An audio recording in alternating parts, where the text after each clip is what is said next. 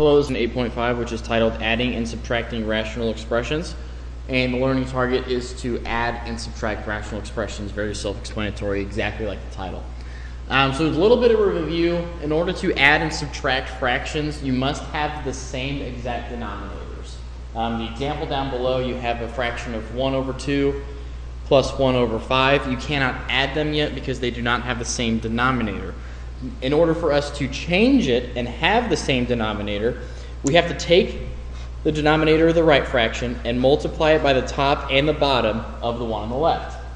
And we have to do the exact same thing with the denominator on the left, multiplying by the top and the bottom to the one on the right. Once we've multiplied 5 times 1 to get 5 and 2 times 5 to get 10, 1 times 2 to get 2, 5 times 2 to get 10, we now have the exact same denominators, 10 and 10 on both sides. Now we can add straight across on the top, keep the same denominator on bottom, and there we go, we have it. So we may see a few examples where there will be some variables in there. So let's say, for example, we have 1 over 2x plus 1 over 5x. In order to get the common denominators, you don't have to multiply by 2x over 2x on the other side. You can just multiply by the number to get the same one on the other side.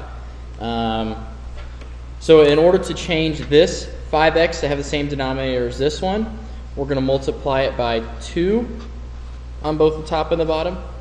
And then to change this denominator to equal the one on the right, we're going to multiply by 5 on top and bottom. So that when we multiply them, it becomes 5 over 10x plus 2 over 10x. We now have the same denominator of 10x on both sides. You add across 5 plus 2 to get 7 over 10x. So there may be some times where you take exactly what this number is and multiply it over the other side, and there may be other times where you just find out what's in common between them, and you don't have to multiply it. So since they both have an x, you don't have to multiply by an x on the other side. The only thing that's different is to get 5x to equal this one, you multiply by 2. To get 2x to equal that one, you multiply it by 5, and you get the same denominator. And then after that, you add them together.